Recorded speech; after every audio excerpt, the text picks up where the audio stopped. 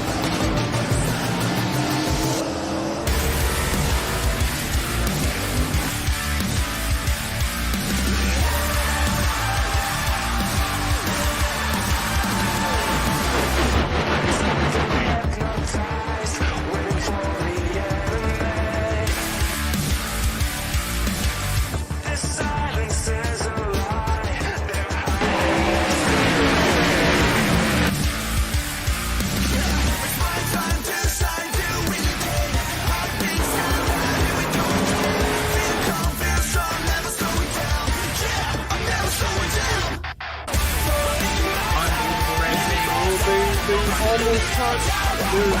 There's three truck battle for the lead as they come up on a couple lap trucks.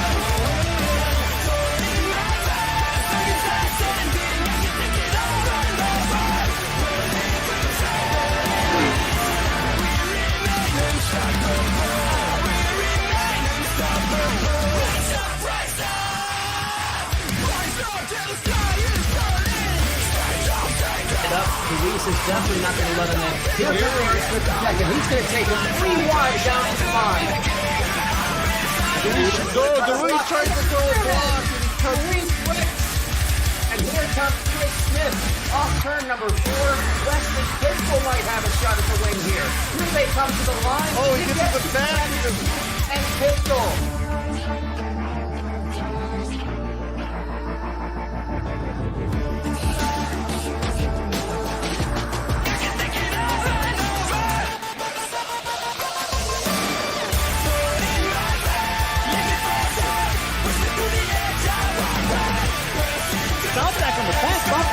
of James Ray there, desperate for a win, desperate to get back into the championship. Oh, he gives him the bumper. Evan Pietka's going to come through to win it.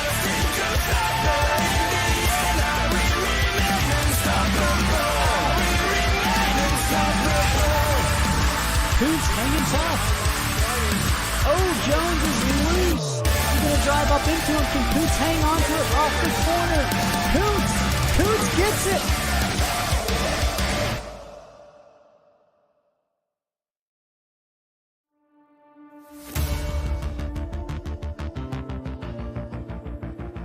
If it's Tuesday, that means Apex Energy Series Racing from Slingshot Racing League. Bienvenue. Welcome, everybody. I'm Ellis Thomas, joined in the booth tonight by Chris Smith. We are bringing you live racing action in the Xfinity B-Class cars from Montreal for the Sim Racing Concepts Canadian Road Race. In the heart of Montreal, amidst the scenic embrace of the St. Lawrence Seaway, lies a racing cathedral unlike any other.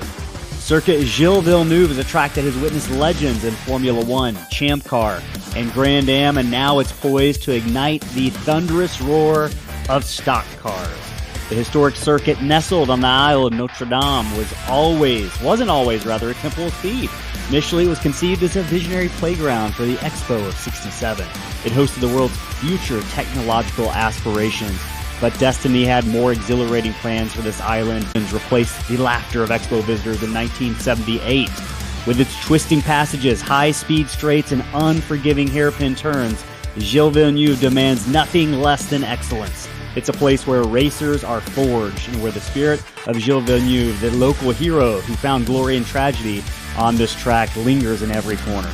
But this circuit isn't just about racing. It's also a part of racing's popular culture today. The iconic Wall of Champions guarding the treacherous chicane on the front straightaway has tested the mettle of racing's finest, including legends like Lewis Hamilton and Michael Schumacher.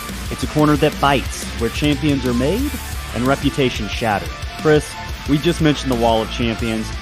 Many a path to victory have ended in that final corner of the track. Why is it so tricky to handle, and what are drivers going to have to watch out for tonight over the course of these 40 laps coming up if they're going to make it to victory lane? Well, I think it's so tricky because of what happens before you get to the Wall of Champions, before you even get to the chicane before the Wall of Champions. There's a long back straightaway, the casino backstretch back there, and those drivers are going to be going upwards of probably 180 miles an hour before they've got to get heavy on the brakes for that chicane. That chicane before the Wall of Champions is very, very treacherous. High curbs that you have to get through. You're going to see cars way up in the air as they try to shave down some lap time as much as they can, use those curbs to help their cars turn, and then you somehow got to keep your car out of that wall as we exit that final corner onto the main front straightaway. This is a very tricky track. It's like a hybrid combination of a road course and a street circuit with walls really close to you on both sides. Our drivers are going to be really, really challenged tonight trying to get around this tough road course. So our race analysis, looking at what drivers are going to be expecting tonight, 40 laps of racing around this track. Not a short race, but not necessarily a long race either. Chris, we mentioned the fuel window somewhere around 25 laps of fuel. So there is going to be a pit stop tonight. 33 cars going to be starting the race, and tire degradation, Chris, we've heard it all week in practice. What are these drivers talking about with their tires by the end of a run? Well, by the end of the run, it starts at the beginning of the run. You have to manage the rear tires. You've got to manage the throttle and make sure that you are easy on the throttle on all corner exits. If you burn up your tires really early, you're not going to have any rear grip left by the end of the run. Absolutely. And speaking of the end of the run, this is the end of the first portion of the pre-race show for Slingshot Racing League in the Apex Energy Series. We're going to take a break for the national anthem. We know a lot of our viewers love that pre-race tradition of ours. We're going to hit the national anthem. We'll come back with some stories to follow to set up the race for the viewers here momentarily. We'll catch you on the other side of the end.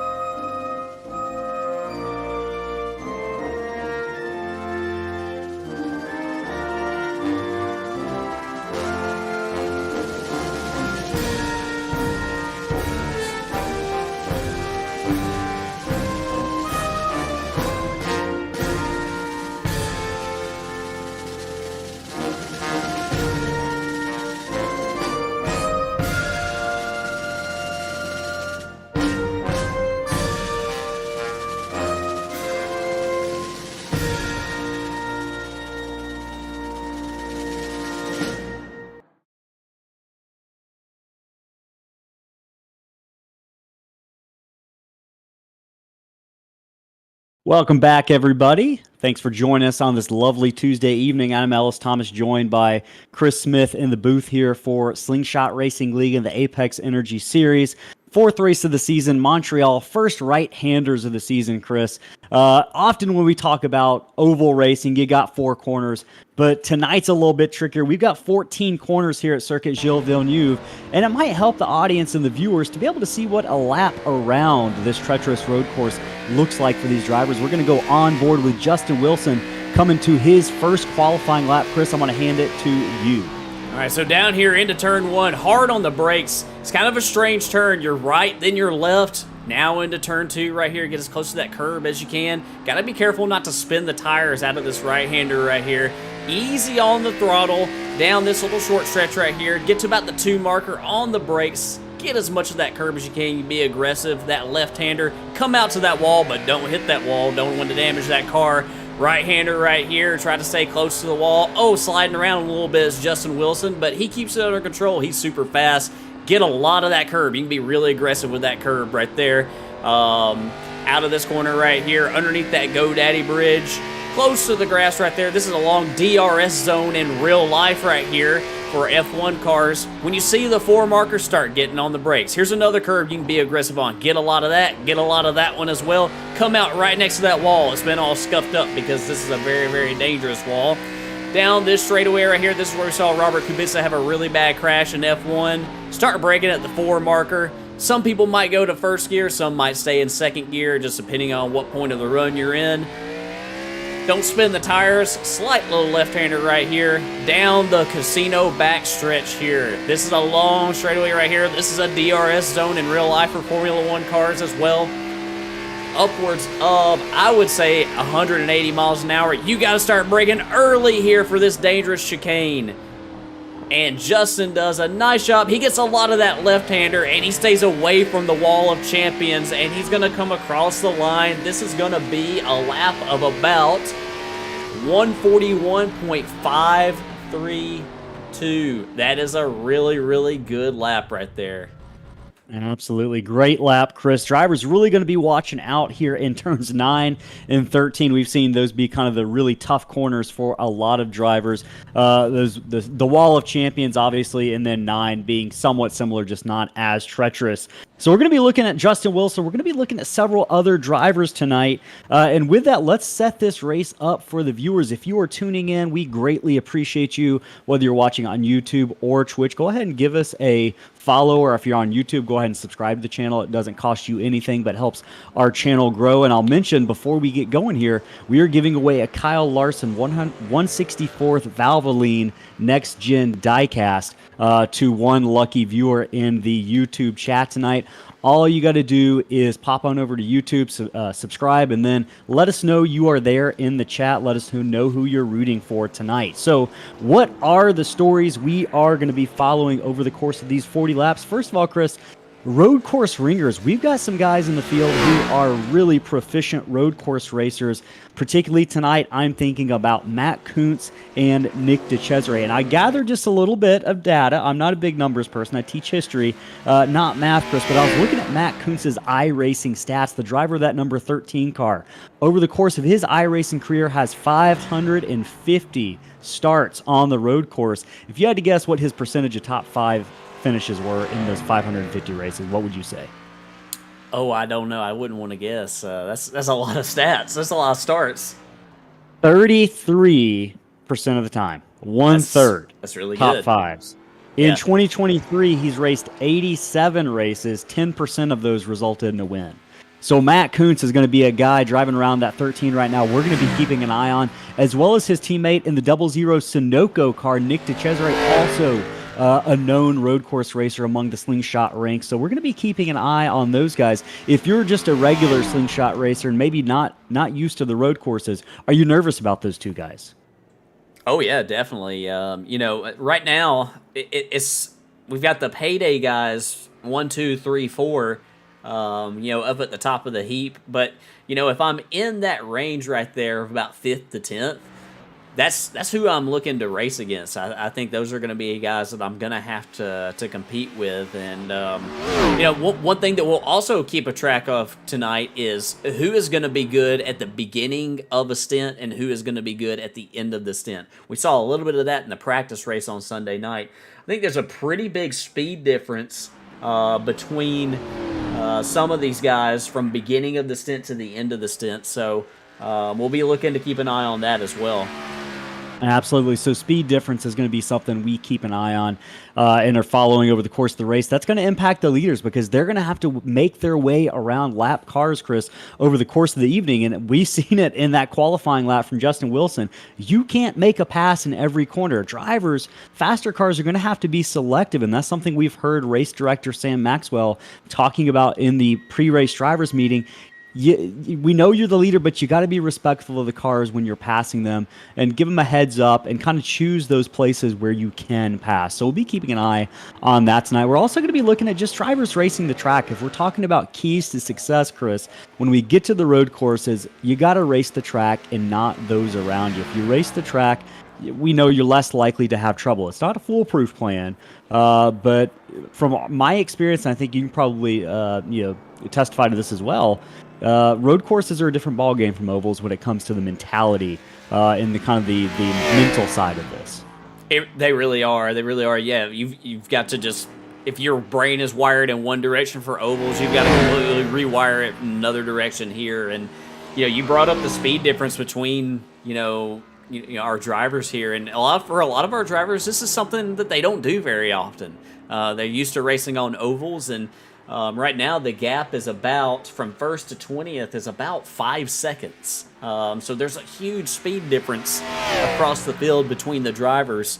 So yeah, that's something that we're going to have to keep an eye on. That's something that we're going to have to be very aware of. And when you decide to stop tonight is going to be super important. The drivers can go to about lap 25 on fuel. This is a 40-lap race. Do drivers want to split this one in half? Do you want to come slightly early, thinking you could do a little bit better job with a longer stint at the end? Who knows? Lots of options tonight. And one driver's going to end up in victory lane, Chris. 3 races so far this season. We've had 3 different winners. The question is, are we going to add a 4th winner to that list? I don't think we've had a Slingshot Racing League season start with 4 different winners in 4 races. So whether we're talking about Jacob Bradley, Chase Berry, Scott Tompkins, we might add a 4th driver to that list tonight. So we'll be keeping an eye on the parity over the course of the race and what that means for the rest of this season. Qualifying has just ended. Drivers are getting ready to grid up. We're going to walk you through the Evan Pienta design starting lineup here in just a minute. And Chris, no shocker, Justin Wilson did win the pole and is going to be starting in first. But before we get there, I see you've got the standings pulled up. Take a look. Oh, the points battle is still tight. Jacob Bradley with a string of decent, not decent, but really good finishes is in first. Rye Jones with a string of good finishes in the past 2 races is kind of working his way up in the point standings. One of the drivers we see lead the points for the first 2 races of the season, Steve Karosik, has dropped down to 3rd, so he'll be looking to rebound with a strong road course finish. Randy Bechtel climbing up to 5th. Patrick Colby in 4th. Dan Rowe had a frustrating weekend at Bristol last week, Tuesday night, but was able to rebound for a top 10 finish there. So we'll be looking to see if he can continue to gain momentum and build momentum over the course of the season. But you mentioned it, Chris. Justin Wilson is going to be your pole winner for the 2nd time this season. He's going to be competing to see if he can earn the most poles, which will earn him the Evan Pienta Pole Award for the season, which means a free paint scheme design and consultation from Evan Pienta Designs, who is one of our graphic designers. So we appreciate Evan helping out with that. Really smoking lap, 141.5 from Justin Wilson there. Jacob Bradley going to be starting 2nd, his Payday Racing teammate. Johnny Rapp going to be starting 3rd. Randy Bechtel starting 4th, Chris. This is a really solid top 4 here for Payday Racing. Breaking it up, though, Chris Pearce in that number 65 Sim Racing Concepts premier partner of the race here, going to be starting in 5th. We'll be keeping an eye on Chris Pearce. Chris, he's a pretty good road course racer. We've both raced with him in the 24 Hours of Daytona, and he's got some skills, so we'll be keeping an eye on the driver, that number 65. Chase Berry going to be starting 6th. Matt Koontz, one of the road course ringers, starting 7th. Patrick Piper starting from the pits. 8th. He wants to start from the pits. He's elected to start from the pits. I think he might have some timing issues where he knows he might not be able to make the entire race tonight. Rye Jones going to be moving up in the 9th slot, starting that number 91 car. Evan Pienta going to be starting in the 10th position in the 55 car. Scotty Sobczak 11th. Zachary Lima starting 12th. Josh Ward going to be starting 13th in that 57. We'll hear from Josh later on in the race. Daniel Rowe, we mentioned a few moments ago in pre-race, going to be starting in the 14th slot. Wesley Pistol in those Tennessee orange and white colors going to be starting 7th. Nick DiCesare in the 00, 17th rather. 17th is Steve Karosik. Jeremy Gardner 18th. 19th is Steve McDonald. Really consistent run so far, Chris. Tony Caputo going to be starting in 20th. Daniel Berg 21st. Keast is 22nd, Paul Thomas 23rd, James Danforth going to be starting in 24th. Coming to the green flag. Green flag is out at Montreal. It's show time for the Slingshot Racing League as they head down into turn number 1. Yeah, Justin Wilson gets a great start. Jacob Bradley going to be slotting into 2nd. Single file right now, really through 3rd, 4th, 5th place. Justin Wilson is your leader. Chase Berry in 6th. Evan Pienta in 7th. Matt Koontz in 8th right now, Chris. Headed down into turn number 6 and 7. Yeah, right now you just want to try to be really, really clean on this first lap. Cold tires. You don't want to abuse your tires on this first lap. Want to try to keep everything nice and smooth. And everybody looks like they've gotten through here pretty nicely here on this first lap. So everyone clean and green so far on lap number 1 here at Montreal. Justin Wilson is still scored as your leader. We're going to get a good read on lap times after they come and take this first lap here. Justin Wilson headed down into the hairpin complex. Turns number 10, 11, and 12. Johnny Rapp sliding out of the groove just a little bit on the exit of the hairpin. He's going to give up a couple spots to Matt Koontz. Looks like a couple other cars are going to go by as well. Evan Pienta is going to slide by. And Johnny Rapp in that 52 is going to continue after losing several spots. Headed to the wall of champions here, turn number 13 and 14. Justin Wilson's going to complete lap number 1. Yeah, Justin Wilson's gotten away just a little bit. Jacob Bradley trying to keep tabs on him. A little bit of a gap back to Randy Bechtel in 3rd. You're going to have some differing philosophies here as far as how you're going to do this. You see Randy a little bit further back right here. He might be trying to save a little bit of rear tire on that 51 car. I think absolutely one of the things we heard from drivers all practice long on Sunday evening was just how quickly these tires burned up. So you mentioned Randy Bechtel taking it easy as we watch these drivers head down into turn number 6 and 7. Chase Berry closing the gap along with Chris Pearce, a little bit loose on the exit turn 7 there for the driver, that number 65, but he's going to gain some momentum on exit. I believe Chase Berry had a little bit of trouble out there on the exit as well. Evan Pienta, Johnny Rapp, Matt Koontz, and Rye Jones along with Zachary Lima round out your top 10 here. Chris, everyone doing a pretty good job. Not that we expected a lot of wrecks. Bristol was a little bit crazy, but it's been an improvement over the course of the season. I think we finally might be getting through to these drivers, that there isn't the need to race early as we watch Zachary Lima making a pass on Scotty Sobczak in turn number 11 into the hairpin, 10 and 11, and he is going to complete that pass to get inside the top 10. He's going to bring Dan Rowe through with him by Scotty Sobczak. It looks like Scotty was a little bit wide right there. Don't know if he got a little bit wide right there. And he's also getting passed by Jeremy Gartner. No, Jeremy's going to fall back in line right here. That's a wise move. And as you see Scotty is getting a lot of air on those curves right there. Yep. We saw that all night on Sunday. It is a treacherous part of the track, not only just because of the angle and degree of the corner, but the banking and the curbing is something that if you get off those curbs, you get those rear wheels up in the air, and that thing could be turned around right now. Watching Gardner. Karosik a little bit loose on the exit of turn number 2 there as they head down to the short chute down into turns 3 and 4. And right now, lap 3. Go ahead. Sorry, I was going to come up here towards the battle for third. We saw Chris Pearce inching a little bit closer to Randy Bechtel.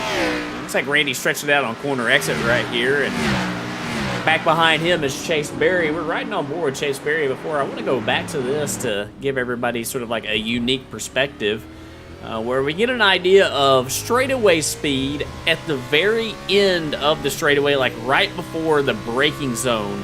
So this is coming down into the hairpin, turn 10 right here.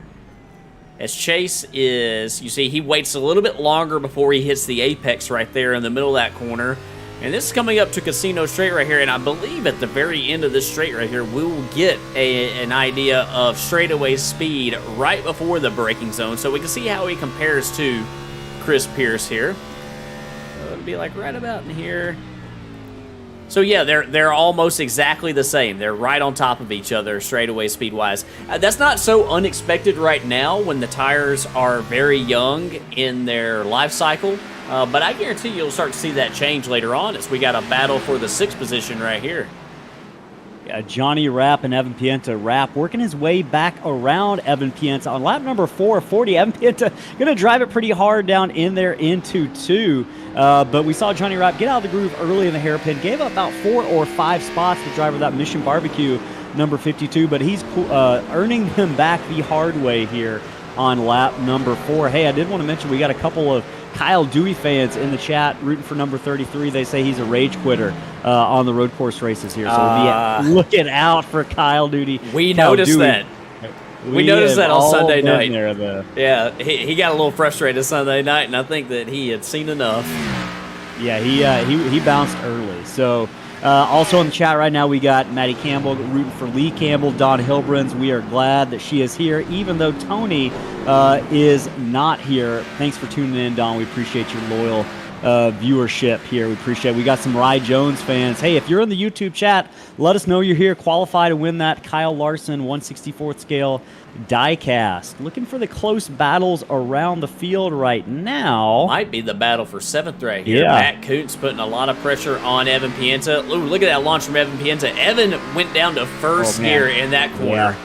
Yeah. I do want to point the camera over real quick. We got a really hot battle going on 13th. I hate to interrupt you, but we got 2 wide for 2 rows back here. So right now looking at Josh Ward, Steve Karosik, Wesley Pistol, Zachary Lima fighting it out 14th through 16th here. Really 13th through 16th. Wesley Pistol right here. He's trying to get that spot on Lima, and it's so tempting to want to go ahead and try to pass them all right there, but you know, that's just a smart road racer right there, Wesley Pistol. Taking one at a time. That's how you attack that corner right there. Absolutely. Smart heads-up driving by the driver of that number 7. Chris, he's had some good runs going this season. I'm talking about Wesley Pistol here in these Tennessee Volunteer colors. We watched Steve Croson get a little bit loose out of turn 2 there, but he's had some good runs going and it just hasn't been able to put together the runs that he deserves probably this season. But looking to build on something tonight is looking at his stats in the race right now. He is stayed even, so he hasn't lost any position. Started 15th. That's where that number 7 car is running right now. But right in front of them, Steve Karosik is giving Josh Ward a mirror full of that black and red number 72. Loses a little bit of time right now, but we'll see if he can make another move here in 8 and 9. Watching Jeremy Gardner go off the track a little bit through that corner right in front of those guys running in the 12th position. Ward's going to have a move here on Gardner, it looks like, headed down into the hairpin. He's going to do it on the outside. We'll see if Karosik's going to try to do it on the outside as well. Wesley Pistol seeing if he can fill that hole. Karosik looking to lose a couple of spots here maybe. So that's... Or Gardner, rather. That's the the mentality of a road racer. You saw Josh Ward. He had the inside line for one corner, and then he was on the outside for the next one, and you got to think, it's like chess. You got to think just a couple moves ahead. Absolutely. And you can see some drivers with different approaches into turn 13 and 14 complex here. Wesley Pistol, I see him really aggressive on the braking, makes up a lot of ground in the corner, but loses it on exit, Chris. Can you explain to the viewers kind of what is going on there, why he looks so fast going into the corner, and maybe why that looks different on exit? Well, if you spend more time braking in the center of the corner, that driver that's maybe, you know, a little bit lighter on the brakes on corner entry, backs their corner up, they can get slightly back into the gas a little bit sooner. Also, it might have something to do with, you know, what gear do they go down to? You know, are you going down to first gear? Are you going down to second gear? Especially in that hairpin corner, I think that what we saw there earlier, we were riding on board with Evan Pienta, was Evan was going down to first gear, and I think Matt Koontz was saying in second. So that's going to be something that we want to keep an eye on as this race develops. I think that maybe you'll see more drivers just stay in the higher gear as the race goes on to try to conserve those rear tires. Did Randy Bechtel have a problem of some kind? I don't know. I'm looking through my standings right now. Randy Bechtel dropping through the field, looking for him on track. Did he have a disconnect? We're going to go back right here and see. Here he is. Oh, no, I think he did have a disconnect. Driver of the 51 not going to be happy about that. Had a top 5 run going, Chris. And I noticed something looked weird on my standings when that 51 was dropping like a rock, but it does look like he's had a disconnect. Now, that won't disqualify him from the race. He can get back out there and get going, hopefully, and be able to make something of this, but it's not going to be the run that driver of the 51, Randy Bechtel, had hoped for initially. Right now, lap 7 of 40 complete. We did not mention this in the pre-race, but we should now. You might be maybe seen a couple cars go around. There are no cautions tonight. Our protocol for road courses, the right-handers here in Slingshot Racing League, as we run a clean race with no full course caution. So that is why you will see no yellow flags tonight. We haven't, to be fair, had really any serious incidents. I think I saw the 85 of Ben Keast go around once in the hairpin, but beside that, I feel like everyone has kept it, for the most part, fairly clean up to lap number 8 here, Chris, watching Chris Pearce in that number 65. Now up to third. The misfortune of Randy Bechtel is another spot for the driver of that 65 with a top 3 run going for Sim Racing Concepts. He's got Chase Berry breathing down his neck, and Chase about a 10th faster on that lap previous. So driver of that 17 trying to track down that 65 right now. Coming off that win at Bristol. He's got the wind behind his sails right now, Chase Berry in that 17. Yeah, and if you listen on board right here, Chase Berry is obviously in second gear down there in that turn 10 hairpin, and I think that's what you're going to see more drivers doing as, you know, we get closer and closer to the pit stop here. We'll see what the straightaway speed says here. All right, they're about the same again here at this corner, so you know, not seeing too much of a difference there. So yeah, this is a battle to keep an eye on right here, as we know how Chase gets around road courses. We know he's really good at it, and oh man, he gets really wide. He's touching the grass right there with the right side tires. That's a little sketchy for somebody like me who's not very good at this, but for Chase, it's probably just business as usual. Yeah, hey, and speaking of business as usual, we got some racing going on the back of the pack right now. Back in 25th position, Daniel Berg and Brandon Waldrop got a little volley going as they head down the hairpin. James Suggs going to try to take advantage of that little foray going back and forth between those two drivers out of turn number 10 here. We watched Josh Ward come down pit road, making his pit stop early potentially on lap number 8. But I mentioned this battle going on back here for 25th. They've settled it since, but James Suggs took advantage of Brandon Waldrop and Daniel Berg going back and forth as we watch now. Looks like Waldrop overshoots the price for that, Chris. You mentioned the temptation to get greedy in turn number 13 and 14, the Wall of Champions. Can be costly. The driver of the 50, Brandon Waldrop, though, that 906 Motorsports driver, was able to get it into kind of that runoff area and avoid any sort of catastrophic incident as we watch on board here. You saw James Suggs move over. Yes, sir. Go right for it, my friend. Yeah, he just moved over. He's like, he saw it coming, and he moved slightly right on corner entry right there. But, hey, everybody did a nice job. Brandon got over as far as he could as well. So, we got an issue on track. I just saw some smoke trying to figure out where it was. Believe I saw some smoke. Yeah, I didn't. Sorry to interrupt there, but one of the camera shots I had, I saw smoke, and I thought it might have been around 6th, 7th, 8th place, but it's looking like everyone is fine out there right now. And sorry for the alarm. That's all good. At the front of this field right here, Justin Wilson continues to slightly inch away. I say slightly. He's doing it by just a little bit every lap, but, you know, if you do it by just a little bit every single lap, that quickly adds up with a, a minute 44-second lap. What is the saying? Death by 1,000 cuts? Yeah, exactly. That's what we're seeing from Justin Wilson here tonight. Lap number 9 about to be in the books from Slingshot Racing League and the Apex Energy Series. You are watching the Sim Racing Concepts Canadian Road Race here. Chris, we're going to take a break, but it's not going to be our traditional break. This race, as our viewers in the chat on YouTube and Twitch right now have seen, is sponsored by Sim Racing Concepts. And we want to take a moment to talk about a product that we're not just making this up when we say it's revolutionary, and it is awesome because we haven't seen anything else like this in the market from any manufacturer of button boxes. But you've got one, you own one, so you can speak firsthand about these new dashes from Sim Racing Concepts, these fully modular dash kits that you can actually hook up to a variety of wheels. They've got the Fanatic CSL DD, they got the Fanatic DD, they've got Thrustmaster out now, and you can kind of see all the different options. Literally, you can take these boxes out and you can replace them and just put them in that slot there, and you can have whatever arrangement you want. And I know you own one of these, a set of them, so I'll go ahead and let you just kind of give your 2 cents about your experience so far with those products. Yeah, so on the right-hand side right here, you see my CSL DD wheel with the McLaren GT3 rim that I was running at that time. Back behind it, you can see the Sim Racing Concepts dash that I've got, and it's super easy to mount onto your wheel. They've got, like Ella said, they've got all kinds of options, and mine went on my CSL DD very easily. Beyond that, you have a lot of customizable options. You have several different button boxes that you can choose from. If you see the ad over there on the left-hand side, you can see a few of them. There's actually a lot more than that, too. I went with the RPM bar that you see over there on the left-hand side of the ad. It's super nice. It's I like to call it idiot lights because it's supposed to say, hey, idiot, shift gears.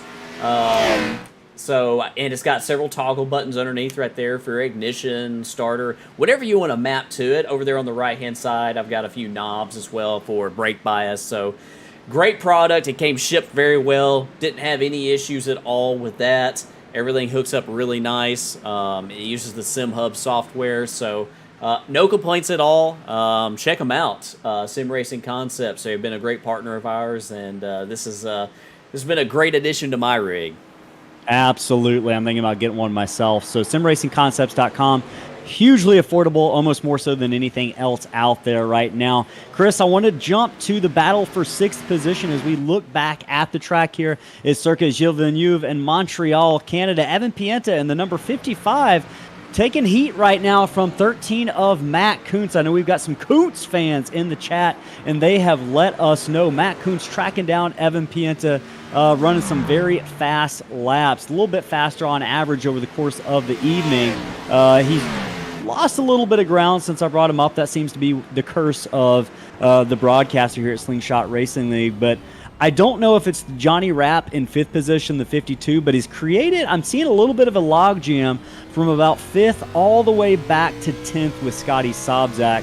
Some of the closest racing on the track right now going on in that 5th through 10th slot. Yeah, and sometimes you can have, I think that Evan Pienta might have tagged the wall right there on the exit of 4. Very easy to do there, but sometimes you'll see that in road racing, especially stock cars and road Kyle Dewey off right in front of these guys. Sorry to interrupt. Oh, you're good, and looks like he gets it righted. Hopefully they will, and it looks like Kyle is going to stay out of their way and let them pass, but if you're right on board right here, you can get a sense of maybe what Evan might be struggling with a little bit. Slightly higher straightaway speed from Koontz there, as Matt slightly misses that first chicane, that right-hander there. That's easy to do as they come off a 9 right here. Coming up into turn 10 for the hairpin. And we'll see what type of grip Evan has right here on the X of the hairpin. I wonder if Evan is going down to first gear still. He gets a good launch right there, so yeah, nicely done. Whatever gear he is going to, it's obviously working pretty well for him as they go down the casino straight right here. And we'll see about some straight line speed right here at the end of the straightaway, see what it registers as. And I think it comes in at, I don't think it's plus 33. I think that might be a slight glitch, but yeah, this is a close battle, and sometimes you'll see a log jam occur here, and it's really difficult to make that pass. Rye Jones back behind these guys, Scotty Sobczak, Dan Rowe. All of them are running close to the same speeds, and you almost just kind of got to wait for somebody to make a mistake.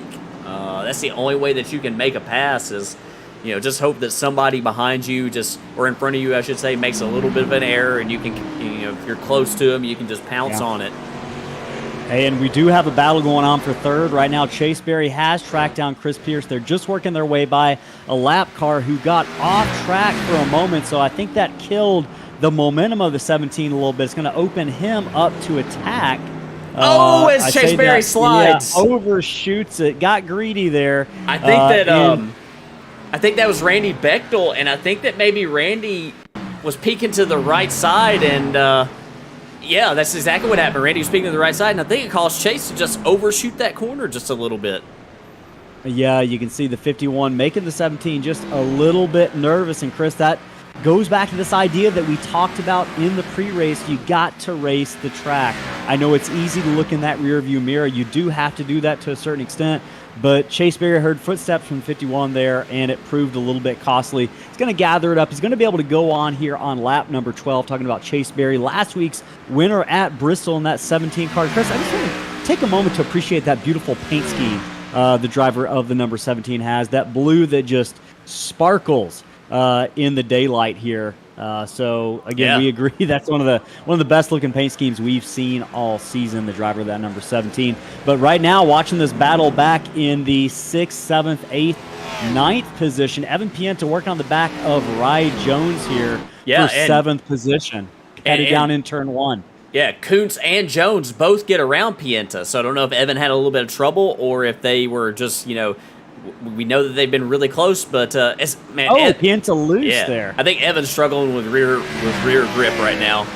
Looks like that car is sliding around quite a bit. I don't know if he had a moment to really heat his tires up a little bit more, but that caused him to come under pressure from both Koontz and Jones, and here comes Scotty Sobczak as well. I did want to briefly mention Josh Ward is off track. We saw him coming to the pits on right around lap 7 or 8. We thought he might be having issues. He is done for the evening, best I can tell, along with Patrick O'Toole in the number 44. Yeah, I don't know what happened with Josh Ward when he made his pit stop, because I don't think that he could make it to the end there. I don't know if he took some damage maybe somewhere around the track, or if that was a slight miscalculation or what might have happened, but it's bad luck right there for the driver of the 57. I saw a number 57 Ward in the Battle of the Bricks this weekend, and I meant to send a picture to him. I was wondering if he was racing in the IMSA race at the Battle of the Bricks. Oh, how did he do? He was running third at the time, so I meant to send the picture to him, but I forgot. So I was going to tell him, good run. I'm trying to go back as we watch some of the live racing action to see if I can figure out what happened to Josh Ward, but unfortunately my camera angles are not going to allow for it at this moment. So we are stuck to left wondering what happened to the driver of that number 57. And hey, I do want to take this opportunity. We missed it earlier, but we do like to feature our Slingshot Racing drivers, and unfortunately we weren't able to catch Josh Ward before that incident on lap number 8. But we'll go ahead. Josh Ward's a regular racer in the Apex Energy Series this season. He's been a Slingshot racer for a couple of seasons. So we'll go ahead and play our Sim Racing Concepts driver of the race, where we sat down with 5 drivers, asked them 5 questions, some about racing, some about life, and got to know them a little bit. This is Josh Ward, driver of the race. Hey everyone, it's Josh Ward from Slingshot Racing League, and here's 5 things about me. For a living, I am the commercial sales manager at Chrysler Jeep Dodge Ram dealership, so if you ever need any vehicles for your business, hit me up. So for this question, my mind automatically goes to desserts, and I don't really discriminate against desserts. If you hand me something, I'll probably eat it. The first race I ever remember watching was probably 96 or 97. I was 4 or 5 years old, and my mom had it on. I saw Jeff Gordon's rainbow car, and I thought it was the coolest thing ever, and the rest is history. The best condiments for a hot dog, I'm just going to stay with good old faithful, which would be ketchup, mustard, and maybe a little bit of cheese. All American way. This one's pretty tough. I guess it depends on what kind of racing you're doing. For oval, I don't really have a favorite racetrack, but I like anywhere you can move around and choose the tires up, like Iowa or Fontana, California. For road racing, I like street circuits, and I'd probably say Long Beach would be my favorite track. So that's 5 things about me. Thanks for watching Slingshot Racing League.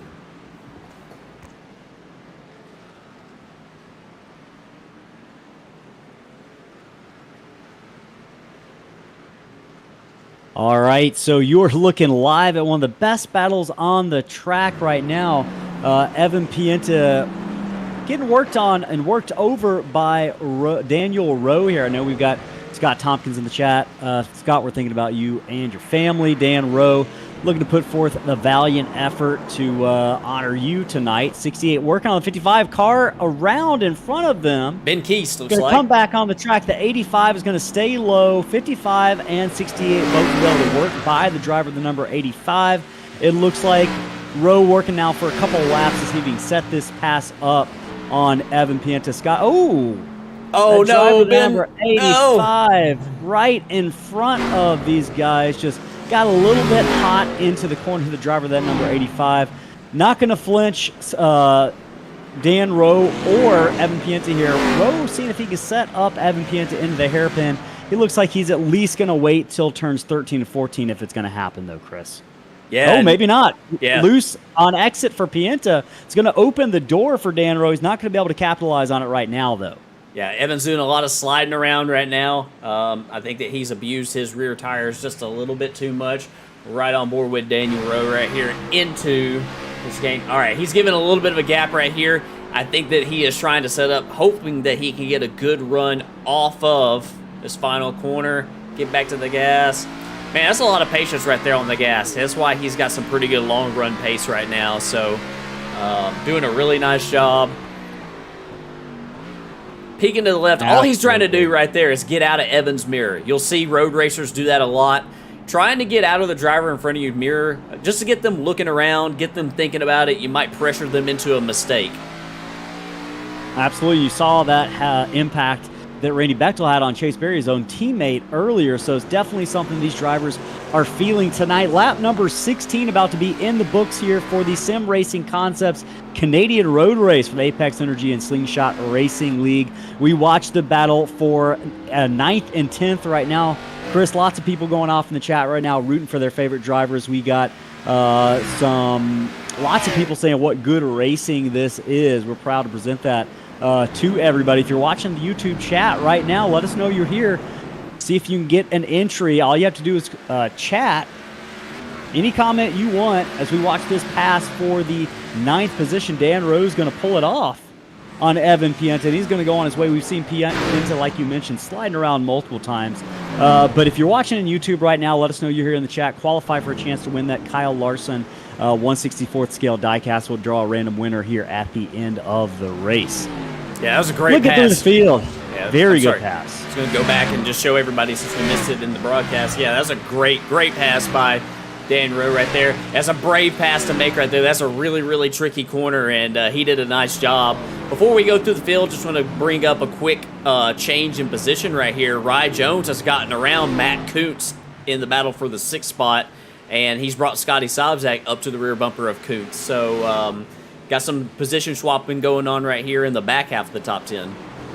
Rye Jones long run speed seems to be pretty decent for Jones tonight. He is in 6th position, up 3 positions from his original starting spot 9. Several cars going off track behind those.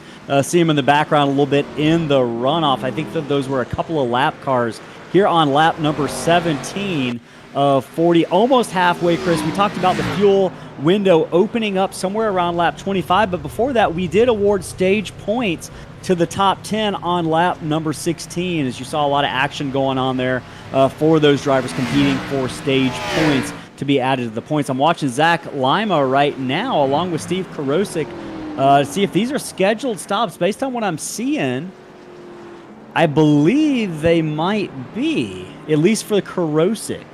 Yeah, and the running order that you see right here, this is the stage. These are the stage points that were awarded right here at the end of this stage. So the completion of lap 16, right? Correct. So once the drivers cross the line to end lap number 16 is when we did award stage points. So just a moment ago. Got a little bit loose right there, but he keeps it going right there. But, yeah, up at the front of this thing, it's just smooth sailing. This is a clinic right here. Justin Wilson, he is just, what I'm seeing out of his car right here, it's just not moving around. It's just nice and smooth and steady. He's not throwing it around. He's not slinging it around. That's your mentality of what you want to do when you get in these stock cars here on a road course. But he's doing a really, really nice job right now. Well, Chris, what would you expect from the original Slingshot Racing League champion just about over a year and a half ago, as we watched Kyle Dewey slide off the track there a little bit? Justin Wilson making his return to Slingshot Racing League after a couple of seasons off has put together a really good string of his first 2 races back, Chris. Just a couple stats about the leader right now. He's not our points leader, but he very well could be by the time we get to the end of the season. He has started 2 races, and up until tonight, he started 2 races. Average starting position, Chris, 1.5. Average finishing position, 2.5. As we watch Rye Jones and a couple of other cars come down pit road, make their pit stops and exit. We are within the fuel window. Drivers can make it for the rest of the race by stopping now. So Justin Wilson, like you mentioned, putting on a clinic. Not surprising anyone tonight, though. Yeah, I mean, he mentioned how long he'd been away and how little racing he had done since he last competed with us. And you wouldn't know it because he's picked up right where he's left off, and he's just as fast as he was before. And you could say he's as fast as Xfinity 10G out here on track. Not sponsored, by the way. Not sponsored. That was kind of cringy, wasn't it?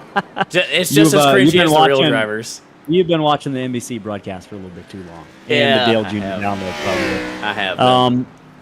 So re-racking them here just to point out our top 10. Justin Wilson, we've been talking about, is your leader. Jacob Bradley, about 6.5 seconds back in that number 60. He is your current points leader, working to extend that lead tonight, Chris. Chris Pearce and the Sim Racing Concepts. I know Braden, the owner of Sim Racing Concepts, is watching this race, rooting on Chris Pearce and the driver of that number 65 car, working to hold off Chase Berry.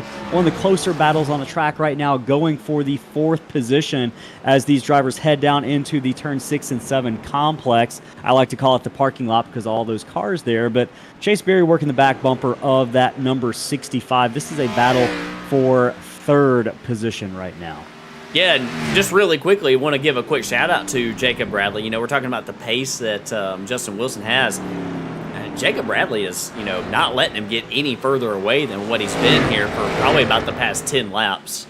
He's been about in that 5 to 6 second, range as far as being away from Wilson. So, it looks like Jacob Bradley's also got a lot of pace in his car tonight. And, we saw the troubles from Chase Berry earlier when his teammate Randy Bechtel was trying to pass him, and he lost a lot of ground to Pearce. He had gotten all the way up to the back bumper of Pearce. He has gained all that ground back, and we're going to see if he can do anything with Chris Pearce. But it's all going to be on when they pit, as I think Jacob Bradley's on pit road. Yep, Jacob Bradley is coming down pit road to the attention of his crew, getting ready to make his lone pit stop tonight, halfway through the race on lap number 20 here in Montreal at Circuit Gilles-Villneuieve for the Slingshot Racing League. So far, it is a clean race. We've had several drivers off track, but we haven't really seen a lot of multi-car accidents. No yellows so far tonight. No yellows will be thrown. We also watched Chase Berry come down pit road there as well. Yeah, Jacob Bradley's Payday Racing teammate. I'll be curious to see how this shakes out. If this pit stop right here, if Chase Berry can come out of the pits here and put down some good lap times, this might be enough to possibly jump Chris Pearce. If I'm Chris Pearce, I'm probably coming to pit road this time by. Yeah, working his way by Tony Caputo in turns 6 and 7 right now is the number 65 of Chris Pearce. And Chris, let's take a moment. Great little racing lesson to talk about the undercut that it looks like Chase Berry might be working on the number 65 here with. Coming down pit road at least one lap early, what does that do for the driver's ability to make that pass on pit road? Well, it just depends on how fast he can get off pit road and how quickly he can get his tires up to temp. Usually in stock cars, it's different than GT cars. Your first lap out of the pits is normally your fastest in a stock car.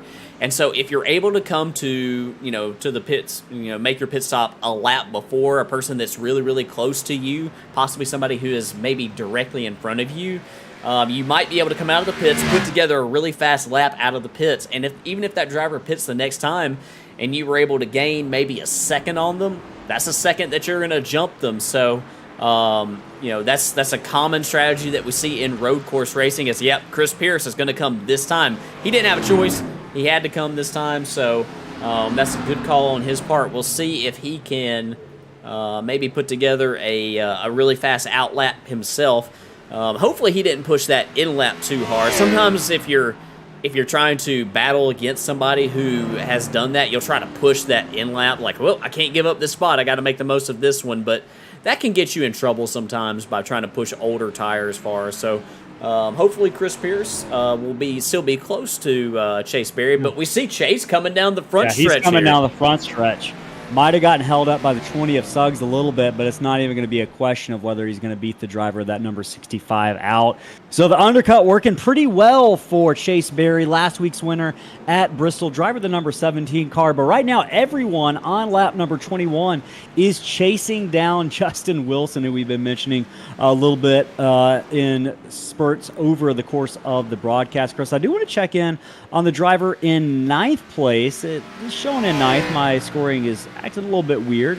Nick DiCesare actually being scored in the 13th position right now. He is one of those drivers that we mentioned being a bit of a road course ringer. Him and Matt Koontz, really good friends. Nick DiCesare, the Connecticut driver in this 00 Sunoco car, working his way on the front stretch through the wall of champions. 14th right now for Nick. I know it's probably not the run that he was looking for tonight, Chris, but up 2 positions from his 18th place starting spot. Nick is just one of those guys who goes out there weekly and one of the most respectful drivers on the track based on my experience both in the driving seat and in the booth. Yeah, he does a really good job, and he's currently out here in the 14th spot. He's just made his pit stop. I'm trying to look through the field right here, and I don't see anybody up in the top 10 that Justin Wilson made his pit stop when we were also watching Chris Pearce, and we were trying to watch that undercut there. So I don't see anybody that hasn't. It looks like Scotty Sobczak. Go back here and see. I think that the driver of the 81 has had some trouble. I don't see an incident here, so I don't know if he actually made some contact or if it was a connection issue. But Scotty Sobczak was comfortably in the top 10 there, had some pretty good pace going as... I'm not sure what might have happened there.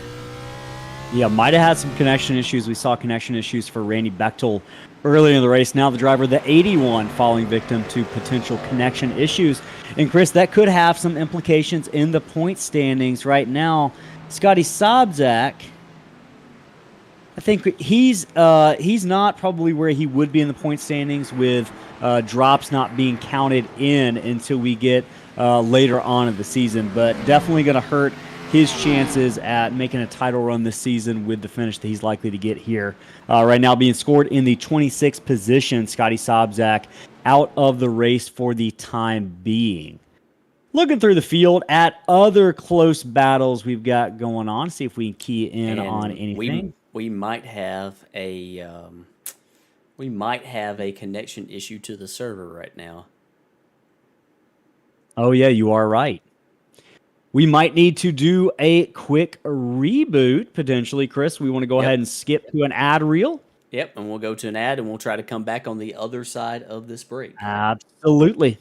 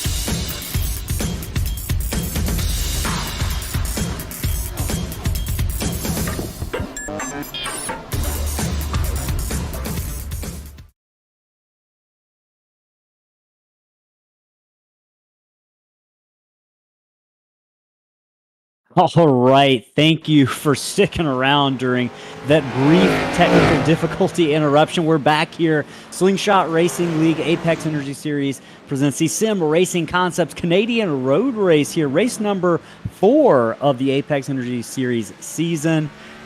Montreal Circuit Gilles-Villneuieve, Chris. It's been full of great racing so far. We appreciate everyone in the YouTube chat as well as the Twitch chat. Right now, watching your leader, Justin Wilson, here on lap 25 of 40. Just about 15 laps remaining here momentarily. He is your leader, up by about 5.5 seconds over Jacob Bradley. The 58 car has been the class of the field all night long. Chase Berry working his way around in third position. Chris Pearce, having a good run tonight. We saw him practicing on Sunday night and thought he would be a car that we're going to be keeping our eyes on, and we were absolutely right, running in fourth place. Johnny Rapp, Chris, Johnny running better or about where you thought he would tonight?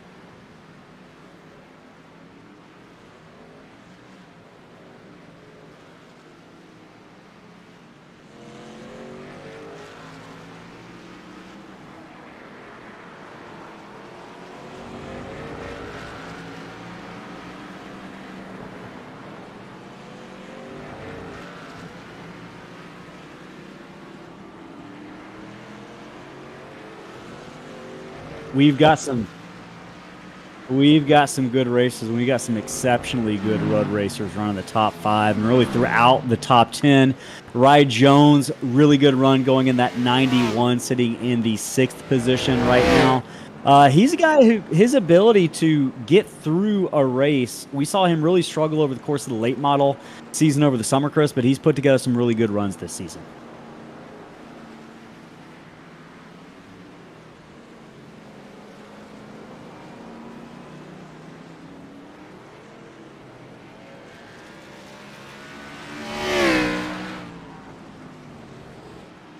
Sorry about that. I would think I was muted right there.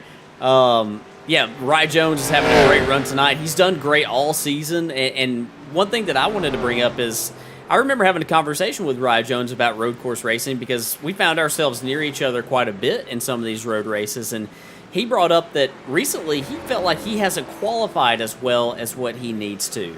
He feels like he could get a little bit better at qualifying, and but he always races well in these road course races. And so here he is right now. He started. I don't remember his exact starting position, but I know he started deeper in the field than where he's currently running. So. He's proven that true right now, and seeing if he can make some ground up on his teammate Johnny Rapp here.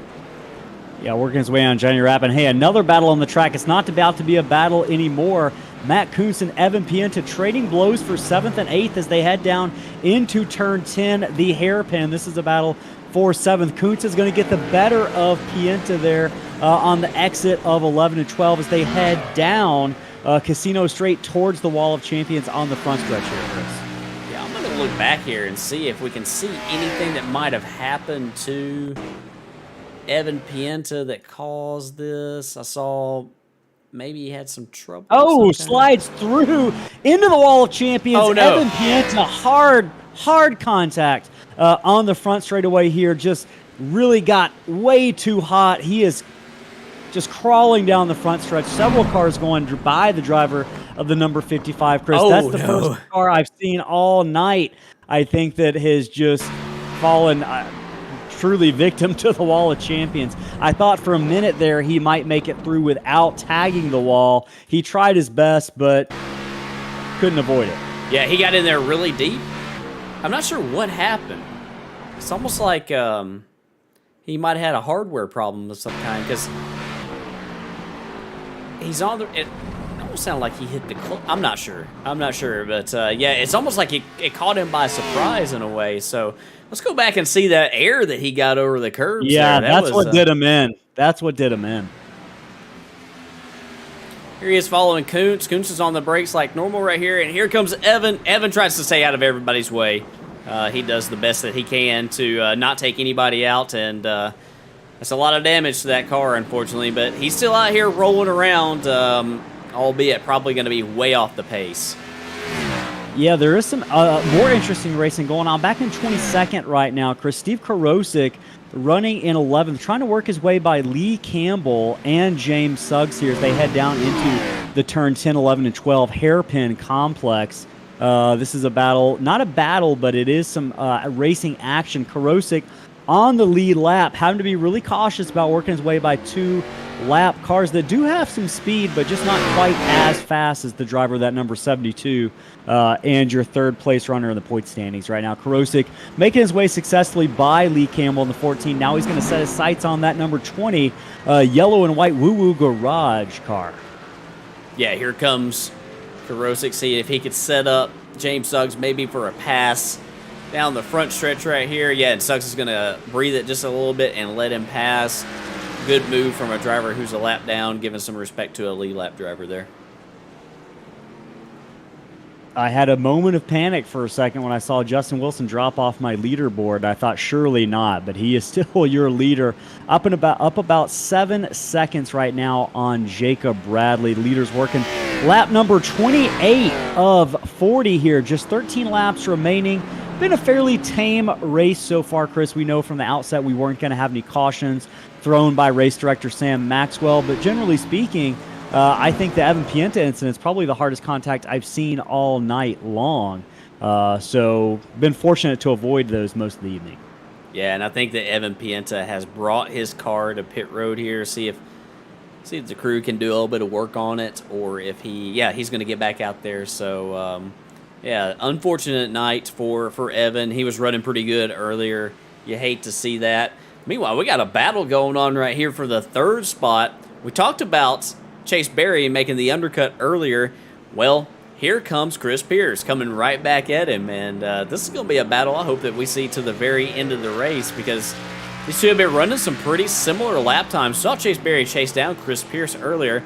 Maybe Chris Pearce might have learned something on that first stint right there that he could apply to this one to give his rear tires maybe a little bit more life, and doing a nice job right here keeping tabs on Chase Berry. Yeah, that's 65. I know Braden, owner Sim Racing Concepts, is going to be happy about that. Working back on the number 17 here. About a lap fresher tires, Chris, but that wouldn't be enough to really account for a huge difference in speed. Can drivers do anything inside the car, via brake bias to make that car handle better? If you're struggling with, looseness under braking, you can dial a little bit of front brake to it. That'll give you a little bit more stability under braking. But if you do that, those front tires, those front brake rotors are going to heat up a lot quicker. So you want to make sure that you're also really, really careful to not, generate a lot of heat to, build up the air pressure on those front tires, because then it's not going to turn in the middle of these corners. So it's a balancing act. You got to try to find the right balance of, still having the ability to make the turn on corner entry, but also be able to, exit the corners as well for a good launch. Yeah, Justin Wilson getting a good launch, as well as Jacob Bradley first and second. But right now we are watching this battle for third place, closest battle on the track right now going on between Chase Berry and Chris Pearce. We're going to see if we have anything else going on the track right now in terms of close racing. Just looking at the leaderboard right now. Looks like Daniel Rowe is putting some pressure on Matt Koontz right here. This is the battle for the 7th position.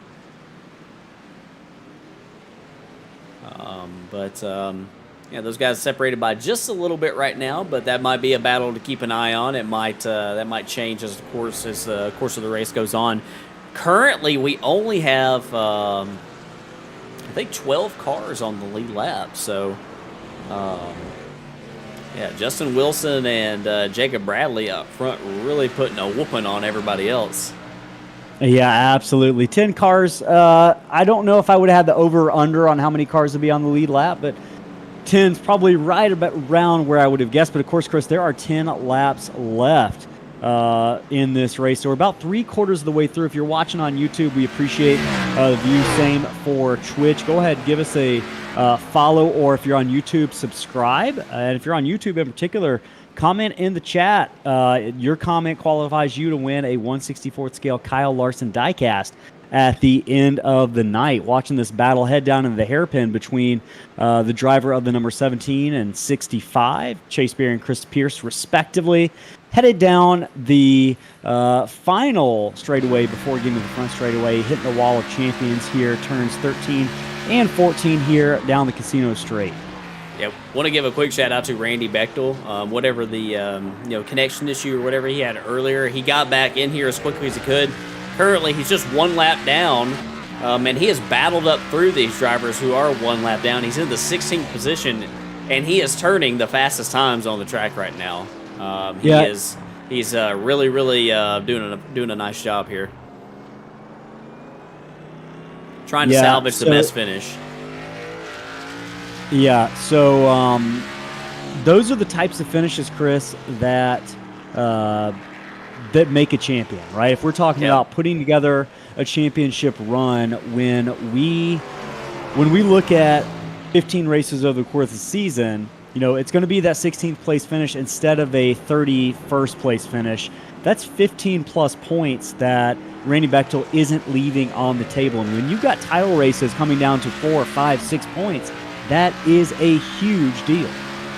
Yeah, it really is. And he is on a lot fresher tires than these guys around him. I think that's one reason why you're seeing the speed. But I think that if Randy wouldn't have had those connection issues tonight, he would be solidly in the top 5 just based upon what we've seen so far. So, unfortunate what happened, but he's doing a nice job of battling and staying in here. And, I see the possibility of him gaining at least 2 more spots maybe before the end of the night. Hey, and let's also focus in on the driver of the 20 car in 21st position. I know he's not running the top 10, top 15, but James Suggs in that number 20 yellow and white woo-woo garage car. Chris, he started in the 33rd position. He's up 12 spots. He's kept his nose clean for most of the evening. So when we talk about consistency, when we talk about sticking it out and determination over the course of the race, that driver of the 20 car from West Virginia really put on a solid performance here, picking up 13 positions over the course of the evening. So shout out to James Suggs, the driver of that number 20. He's been racing with us for a couple of seasons, and it's interesting to see his road course skills developing over the course of the night here before our very eyes. Yeah, he might not be somebody who really enjoys road course racing all that much. I got a chance to do a lot of racing with James in the 87 series this summer, and one thing I saw from him is that he is a great long run driver on ovals. He really knows how to save tires, and he had a heck of a battle with several of us at Atlanta, and I think he finished second in that race, and he showed me a lot that night. He's a really good tire manager, and I think he'll be looking forward to getting back to the ovals next week. Yeah, I would imagine. So he passed me a couple times at Atlanta, and I kind of want to forget that race. So, hey, battle for 12th going on, heating up a little bit between Nick DiCesare and Jeremy Gardner. Jeremy Gardner, newcomer to Slingshot Racing. Nick DiCesare, Slingshot veteran, also kind of a road course specialist to a degree. That 00 getting closer to Jeremy Gardner in the number 5, working their way out of turn number 2 here. Down that long DRS zone into turns 3 and 4. Yeah, you saw Gardner's car, the 5 car, moving around a little bit right there on the exit of that corner. He's not doing that on purpose. It was just kind of swaying a little bit all the way down that straightaway. That's just the loss of grip. That's just the loss of grip that they had right there. So, you can see it again from Gardner there through these corners. That car is wiggling like a worm right now. He's throwing it around pretty hard, and obviously we can't predict the future, but the more he does that, the closer and closer Nick DiCesare is going to get, I think. This race, this track and car combination, it really rewards drivers who can just keep their car straight. If you can keep your car as straight as possible and maximize the grip of the tires without heating those rear tires up, you're gonna be running pretty well. So if Jeremy can maybe settle those rear tires down, I think he's got a shot to hold on to this spot. Hey, Don Hilbrun's in the chat says we've done a great job tonight dealing with technical difficulties. I would agree, Chris. You were a trooper pushing through those issues that we were having earlier. So we appreciate that comment, Don. We appreciate you being there. Drew White is an active participant in the chat. We are glad he is here right now. Lots of guys in the chat right now giving shout-outs to their favorite drivers. If you are in the chat, let us know who you're rooting for in these final 8 laps or so. Justin Wilson is your leader here at Montreal Circuit Gilles-Villneuieve, watching this battle for 11th and 12th. between DiCesare and Gardner. And up here in the battle for third, or last step of the podium, Chris Pearce is not letting Chase Berry get away. He's just stalking him. He's just staying after him. And like I said, I think that Chris Pearce learned something there on that first run. I think that, you know, when Chase Berry chased him down after his troubles, maybe Chris Pearce learned a thing or two that he might be applying right here. I know that we'll take a look at the stints. Everybody's pretty close to the same. I know that, yeah, they're all pretty close to the same, so we shouldn't see, you know, too big of a difference there. But we'll put the last lap times up here on the board, see how everybody stacks up. This past lap right here, looks like Jacob Bradley slightly faster than Justin Wilson. Justin's got a pretty comfortable lead over Bradley right now with, you know, almost 10 seconds, so he might be in management mode. But Jacob Bradley's still showing that he's got the speed. But, you know, Berry and Pearce right here, Pearce about 4/10 quicker that last time as he gets right on the back bumper of Chase Berry. Yeah, this battle is not going to go away. 7 laps left to settle it here in Montreal. Looks like Chris Pearce has the slightly better handling car right now, but a car right off in front of them is going to be coming back on the track sideways in front of these guys. Chase Berry is going to have to make a quick reaction to avoid, I believe that is Ben Keast in the 85. Going to open the door for Chris Pearce, headed down into the hairpin, 10, 11, and 12. Pearce is going to take advantage of Keast's mistake and Berry's reaction. He's going to push it. They made some contact between the 17 and the 65 through 11 and 12. Pearce is going to get the better of Chase Berry, but it wasn't without contact, as you mentioned, Chris. Yeah, watch him right here. You can see the brake rotors glowing on that 65 as he really tried to pour it in there. Hey, that's just good hard racing right there. Nothing dirty about that. 2 guys really going for the spot. We'll see if Chase Berry can maintain with Chris Pearce here. They're running pretty close in speed. They've been running pretty close in speed all night. So, yeah, I'm going to be curious to see if Chase can regroup right here and maybe get back after it. It's not too much to separate the 2 of these guys. Speaking of not separating these 2 guys, that one is close. We've still got the battle for 11th and 12th. Equally as close right now. Pretty much the same differential, about 3 to 4 car lengths going on between each one of those battles. Not sure which one to follow right now. We're riding on board with Chris Pearce in the Sim Racing Concept 65. Now we're headed back down to 11 and 12. Gardner and DiCesare. DiCesare got out of the mirror again. He's doing a lot of that moving around under braking. He's not really charging it. He's just trying to fool or try to, you know, get Gardner to look in that mirror. Yep, Chris, as soon as I say that, Berry's back to hounding Chris Pearce for 3rd position. We're just going to have to swap back and forth between the closest racing on the track right now. Don Hilbrun says, tight racing. Yes, indeed, Don McAdally. We appreciate you chiming in there as well. Close battles going on for the 3rd position as well as the 11th position between 4 drivers. Oh, man, they're 5 so laps close remaining, very close through the hairpin, Chris. That's one of the best opportunities we've seen to pass all night long. Berry looking to see if he could take advantage of that. Loses a lot of momentum off the corner. It looks like Chris Pearce is going to be able to keep him at bay for the time being. And the gaps also open up in that battle for 11th. Gardner out to about 10 car lengths in front of the 00 of DiCesare right now, with just about 5 laps remaining in the Sim Racing Concepts Canadian Road Race. You talk about making that move into the hairpin, the move that we saw Chris Pearce make. That is such a hard move because it's a really fast section right before that. You're making a right-hander, you're making a left-hander, the car's all out of balance, and you're really under-braking right in the middle of that left-hander for the right-handers. We see Chase Berry slide his car a little bit right there. Yeah, that's a really tough corner to try to make that pass in. So we'll see if Chase can regroup and get back after him. That's one of the best opportunities, but you have got to be really, really on it right here as Chase is using up a lot of track right there on corner entry to try to make the best angle for the apex as possible. Oh, the battle for 11th and 12th, Chris. It looks like they're side by side right now. DiCesare underneath Gardner. Gardner got loose on the exit of the hairpin. It looks like DiCesare is going to get that position for the what is now showing as the 11th spot. Maybe 10th? 11th, actually. My scoring pylon's taking a second to catch up.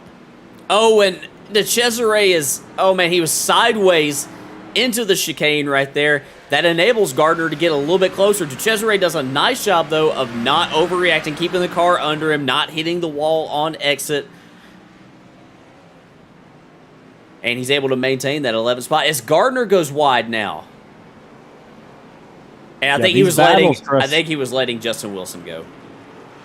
Yeah, leaders approaching right now. So looking at Nick DiCesare, this is going to be the next obstacle for Justin Wilson, who's got about an 8-second lead right now on second place Jacob Bradley. But as we know, every second can be precious. And now Justin Wilson's got a task of working his way around 2-lap cars. Going to work his way around the 27 of Dan Berg first as they head down into 6 and 7. Now he's got that 00 of DiCesare doing his best to stay on the lead lap in 11th place. He's the last car on the lead lap.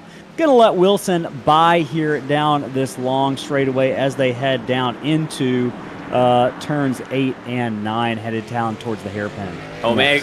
Chase Berry's got a lot of forward bite right now. He is all over the back bumper of Chris Pearce right here. Trying to... Oh, they're going to make a little bit of contact. Definitely got into the back bumper of that number 65. Florida driver versus Virginia driver, at least student at the University of... he's going to be mad at me. I said University of Virginia. It's Virginia Tech. Don't hate me, Chris Pearce. I know. Number one mistake. Right now, Chase Berry working hard on the back bumper of that Sim Racing Concepts car. This is going to get heated now. Just 4 laps remaining in this race. Headed down towards a critical breaking point opportunity for overtaking a bounds into turn 10, 11, and 12. Chris Berry's going to be patient here. Yeah, he is, and Chris Pearce really piled it in there in the corner right before the hairpin. You see the car was moving around a little bit under braking. He's feeling that pressure right now from Chase Berry. He's moving over to the right, taking a defensive line here into the chicane. Chase Berry's not going to move down there. He's going to stay right in line. And, man, if you're Chris Pearce, you just got to not make a mistake. You just got to not make a mistake here and make Chase Berry go around you. You know, don't give him the mistake to get around you. This is one of the hardest parts. We mentioned it multiple times, including a pre-race, Chris. You got to race the track. But right now, you've got a driver that is filling up your rear view mirror, and you've got to hit every single braking point. So, again, masterful job being done by both of these drivers. And adding on to all that, they've got to deal with lap traffic coming up with the 26 of Zachary Lima in front of them right now. That's going to definitely play a role with only 3 laps remaining here at Montreal. Yeah, this is the last thing that you want to see if you're battling for the last step on the podium. You see the 40 of Paul Thomas right here on the right side. Paul's doing a nice job of staying out of the way. Chris Pearce gets a little bit loose out of that corner, getting ready to go around a couple of lap cars, including Thomas and Lima, but he's going to hold off Chase Berry. Oh, Chase Berry's loose. He got into Pierce around. That's going to catch several cars. Pierce is going to have contact, and that is going to cost Pierce at least one position. I know Chase Berry did not want to do that, but again, in the midst of all those cars, it just compounds the opportunity for mistakes there. Yeah, we're going to see if we can see like an overhead perspective of this. There's a lot that was going on there. I think that there was actually, the 26 got into the 17. These guys were battling. Looks like Chase moved over onto the 26 right there, was trying to, and then I think it just had him all out of shape and all out of balance. Well, actually right on board with Randy Bechtel here, because Randy, I think, has actually a really good view of this since he was right behind these guys. Watch Chase Berry. He's going to move over slightly. Lima was still there, makes a little bit of contact, sends him into the corner a little bit deeper, and the 65 and the 17 make a little bit of contact there. Yeah, so again, wild finish shaping up here for some of these positions back in 3rd and 4th. One of the hottest battles on the track tonight. just, I think, got settled. But the good news for Chris Pearce, Chris, after all of that, he's only going to lose one spot. He's still up about 26 seconds or so on 5th place Rye Jones. So, again, would have wanted a podium finish, but I think Chris Pearce is going to be okay with only going back one spot on that. Yeah, I think so, too. Yeah, we see Scott weighing in the chat right here. Yeah, I think Chase just moved over just a little bit too soon. He was trying to get that good entry into the corner there, and yeah, I think that they just kind of met right there in the middle. So unfortunate for Chris Pearce, but man, he's had a great run all night. Absolutely. Right now, the guy having the best run of the night with about half a lap left is actually about a lap left. Justin Wilson headed down the front straightaway to take the white flag here at Circuit Gilles-Villneuieve in Montreal, race number 4 of the Slingshot Racing Apex Energy season. Getting ready to come to a close, Chris. It's been a pretty fast race, but Justin Wilson has led the way, I believe, every single lap except when he came in to take his pit stop. So working his way right now through turns 3 and 4. It doesn't get much better than this in terms of running a perfect race, does it? It doesn't. I think that everybody saw it on Sunday night, everybody that was there, that this guy was going to be the guy to beat. He's got the long run pace figured out here. He had the short run pace figured out too with the blistering qualifying lap that he's able to put down, and just so smooth. Just haven't seen that car out of shape, and that's how you do it here with these stock cars here. Keep the car nice and smooth, keep the tires underneath you for the long run, and you'll find yourself usually up at the front of these things. Absolutely. Justin Wilson finding himself up front all night long in that Margaritaville car. Chris, I know Justin, a fan of Jimmy Buffett, passing away a couple of weeks ago. He'll be glad to take that purple and white Parrot Head car into victory lane here, pinning a couple mistakes here on these final few corners. But Justin Wilson, Chris, unless anything happens, going to be win number 1 of the season. He's going to be the 4th individual winner this season, getting ready to work his way through turns 13 and 14, coming up to the Wall of Champions. Chris, one of Jimmy Buffett's number 1 songs was Fins, but tonight Justin Wilson is going to make it all about wins, coming down the front straightaway to claim win number 1 of the season and race number 4. Justin Wilson takes home the Sim Racing Concepts Canadian Road Race. Jacob Bradley, about 10 seconds back, getting ready to come take the checkered flag as well. 2nd place for Bradley. 3rd place is going to be Chase Berry after that heated duel for several laps between him and Chris Pearce, who is going to finish here momentarily, pending no mistakes through turn 13 and 14, 4th. Berry going to come around the line, take the checkered flag here on the front straightaway. Pearce is going to do the same. Rye Jones is going to round out the top 5. Actually, when he does finish. I think Johnny Rapp is going to round out the top 5. Oh, you are right. Sorry, Rye Jones jumped ahead on my leaderboard somehow. That's right.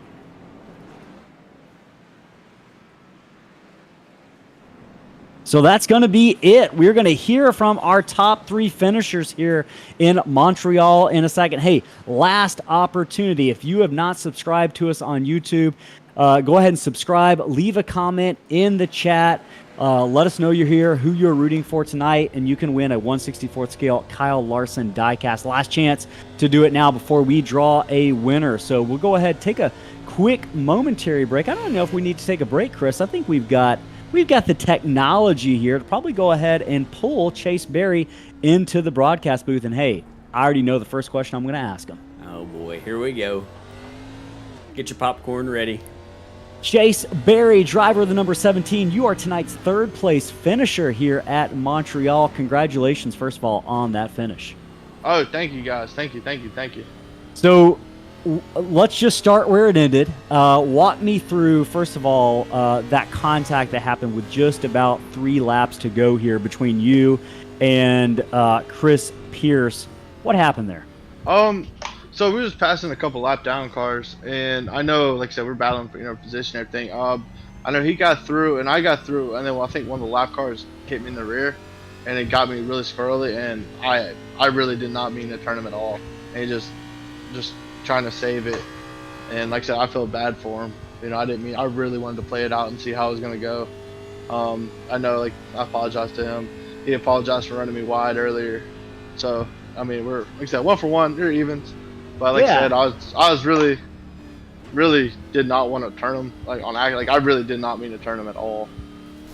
So we did notice that on the long run, the first part of the race, you seemed to have the upper hand on tire management, and the car seemed to be handling better for you as the run went along. We seem to see a change in that kind of differential in the second half of the race. Do you feel like you did a better job saving tires the first half or the second half? Honestly, the second half. Like I said, I was just taking it easy, just running. I mean, I knew it was a long race, but I mean, just saved tires. I just knew, because I knew I was gonna need all the tires I could at the end. And I know the first run, I overdrove a bunch in the chicanes, got a bunch of slowdowns, you know, yada yada yada, and then so I had to save a little more tire for the end, cause just in case I needed a battle with Chris, which is gonna play out pretty good. So. It was a great race. You know, it was a great way to follow up that win at Bristol last week. You're slowly working yourself into the championship conversation, so we'll be keeping an eye on that over the course of the season. Chase, you got any shout outs before we let you go tonight? Yeah, you know, thank you guys for putting us on, letting us come out here on Tuesdays and have fun. The teammates are, you know, enjoying the week of practice at this place, and congrats on Justin for the win. I guess it is a payday 1, 2, 3. That's cool. Yeah, that's pretty much about it. You know. Awesome. Well, go and celebrate, and Chase Berry, we'll talk to you next week. Yeah, we'll do. All right, so that was Chase Berry, your third place finisher. Now we're going to hear from Jacob Bradley, who is chasing winner Justin Wilson all night long. Go ahead, take it away, Chris. Jacob Bradley, our second place finisher, driver of the number 60, Slingshot Booth. You got a copy? Yeah, I got you guys. Hey, man, great run all night tonight. Ellis and I were remarking upon, you know, Justin Wilson jumped out there to the lead, but we were looking at your pace, and you were really sort of, you know, maintaining that gap with him for a lot of the night. There's a couple points where he would, you know, eke away just a little bit, but, man, you had some great pace tonight. Yeah, it takes a lot of work. I'm glad that I'm a part of Payday Racing there. They give me plenty of time to kind of practice, and I get to see a little bit what to do. It allowed me to prepare a little bit better, and it's made me a lot better road course racer, because I wasn't really a road course racer in these stock cars in the past. Well, hey, you did great tonight. Talk to us a little bit about, you know, managing the tires on the long runs tonight, on both the stints right there. Was the name of the game just try to keep the rear tires from spinning as much as you possibly could? Yeah, you just had to limit the spin as much as you could. It would just heat up the rear tires, and as you know, that'll just end up killing them. Justin did a lot better job than I did. He could make second gear work in the hairpin. I had to go first in short shift. But all it was just really managing that throttle and going from there. Well, hey, we hardly ever saw your car move around tonight. We talked about that. You know, it was kind of similar to Justin in the sense that we didn't really see either one of y'all's cars moving around too much all night, and you guys were the fastest by far from the beginning of the race. Any shout-outs that you want to give before we let you get out of here tonight? Yeah, I want to shout out my parents watching the broadcast. Payday Racing give me plenty of time to get ready, can have a better team behind me, and you guys for putting on the broadcast. Hey, man, congratulations. Jacob Bradley, your second place finisher. Go celebrate the win, bud, or second place. Thank you. All right, Jacob Bradley. Now we're going to bring in our winner, Justin Wilson. Justin Wilson, Ellis, and Chris up in the Slingshot broadcast booth. Man, I've been waiting for this moment all season long, and it's felt like so long since we're able to call you winner of a race. First of all, congratulations on that. I don't think we can say it's anything short of a dominant performance in a perfect race. Yeah, thank you. It was a lot of work. So we did see you practice, and we just talked to your teammates that said you've been practicing. What do you do? Like, what's your practice regimen? You don't have to give away any trade secrets here, but how do you practice for something like this? Well, first, that new iRacing thing was the first time I used it. That active reset helped me. That actually really helped me. I would learn like a section of the track and just keep repeating it. Try to find a line, figure out throttle control.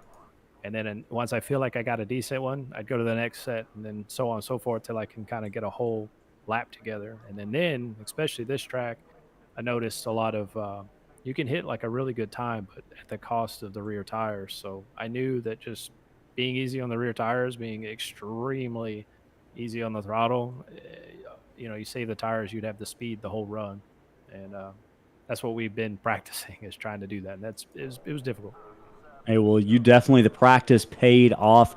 Were there any moments of difficulty over the course of the evening? I saw you coming up on a couple of lap cars there. I know that was something you were dealing with all night long. Did you get nervous at any point? Yeah, a couple times. I mean, it's just, you gotta, everybody, especially the lap traffic, I had no issue with them. Everybody ran their lines, so it was easy to judge where everybody was going to be. The biggest thing was just not letting Jacob and Chase and them kind of get to me. So I just ran my pace and let the race run out. Hey, well, run out it did. And man, I tell you, if you had not missed first race of the season, you would be up there right now. And we'll see what the drop week does for you in terms of points once we start looking at that. But you've established yourself as, not missing a beat. These guys who kind of came into Slingshot while you were gone are getting to witness just how good you are. So we're excited to have you back, man. Congratulations. Any shout outs before we let you go? Oh yeah. I got to definitely thank you guys for letting me race, putting this great show on, everybody watching, the team. Like I said, all of us put a lot of practice in, and I think it really showed. We all got great finishes, just aside from Randy, who had a connection issue, but he would have been right there with us, top 3 easily. So the whole team, the practice makes perfect, and we'll try again next week. Awesome, man. Well, hey, we couldn't be more glad to have you back. Congratulations. Go celebrate that win, Justin Wilson. Oh, we will. Thank you. Have a good night. Chris, man, great race. Some of the best racing I think we've seen all season. Just to go through the running order before we check out of here for tonight. We know that Justin Wilson is your winner. Jacob Bradley finished second, as well as Chase Berry third. We heard from those drivers here just momentarily. Chris Pearce, that 4th place finish is going to sting, running 3rd place much of the evening. Late race contact with him, and Chase Berry is going to put him in 4th. Johnny Rabb, great finish for someone we don't necessarily always consider a road course racer. 5th, Rye Jones, 6th. Matt Koontz, our road course ringer, brought home a nice 7th place finish. That's going to be his best finish of the season, Chris. Dan Rowe, rebounding after a tough week last week. This week coming back to finish in the top 10. Wesley Pistol as well, and Steve Karosik getting back to his top 10 ways. Working back into points in 3rd place right now. That is your top 10. Scrolling through 11th through 20th. Anyone standing out in 11th through 20th for you, Chris? Nick DiCesare having a really nice one tonight. We mentioned him as part of his road course ringers for he and Matt Koontz, his teammate. Randy Bechtel, a nice recovery. You heard Justin mention it. I have no doubt he would have been up there battling in the top 3 if it would have been for that connection issue. But good on him to get back into the race and to recover for that. That's a good points finish right there. Considering the troubles that he had with that. Evan Pienta, we saw the contact with him in the final corner, hit the wall of champions in spectacular fashion. He's going to salvage a 14th place finish tonight. Zachary Lima in 15th, Jacob Chase 16th, James Danforth 17th. Tony Caputo is sticking with it to finish in the 18th spot. We saw Lee Campbell and James Suggs around each other a lot tonight. They are going to round out their top 20.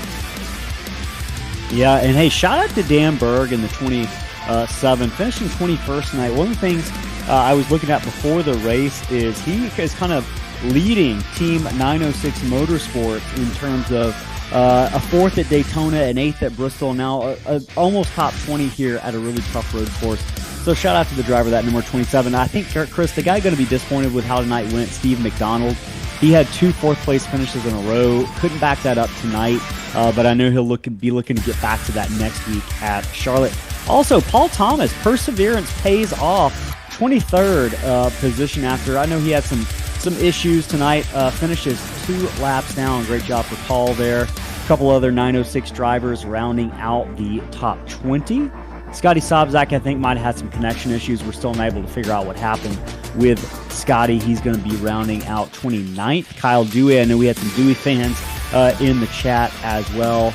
Chris Campbell, Patrick O'Toole, and Josh Ward going to round out the finishing order tonight, Chris. Hey, before we shut her down for tonight, what are we looking forward to next week at Charlotte?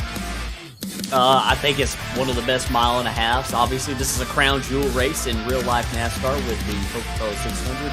So it's a track that's got a lot of prestige, a lot of history behind it. I always feel like it puts on a really good show here on iRacing and with the Xfinity cars. So I'm looking forward to it. It's usually a place where you can see, some guys get up on the wall at some points. I don't know if they'll be fast on the long run if they do that, but I always enjoy seeing that. And yeah, it's a great track, really fast track. Looking forward to it. Awesome. Hey, well, we are looking forward to that race next Tuesday, race number 5 at Charlotte for the Apex Energy and Slingshot Racing League. We promised that we're giving away a Kyle Larson diecast in the chat tonight. That is going to the random winner drawn from all the entries is Lovely Days, who participated in the chat. Lovely Days. So if you're still around, reach out to us, via Facebook, Instagram as well, Slingshot Racing Leagues, or ssracingleagues@gmail.com. If you want to email us, we'll try to reach out to you. We'll do some more of these giveaways throughout the next several races, and we've got a really, really big giveaway coming up in a couple of weeks that we'll talk about in the weeks to come. So, everyone, we appreciate you joining us tonight. It's Ellis Thomas here, joined by Chris Smith for Slingshot Racing League. Y'all have been awesome. We'll catch you on the other side of the next 7 days, next Tuesday. Have a good night, everybody.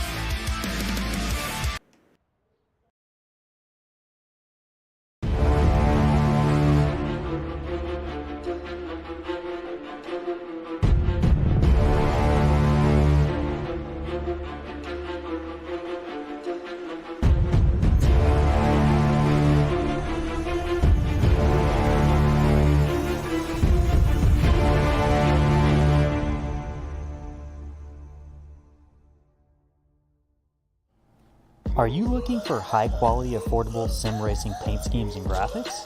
Then look no further than Evan at Evan Pienta Designs. Driven by speed, Evan Pienta Designs offers a multitude of sim racing graphics, from liveries to social media graphics to team and series logos. To see some of the work done by Evan, or even race one of the public liveries he's made, head on over to tradingpaints.com and search Evan Pienta.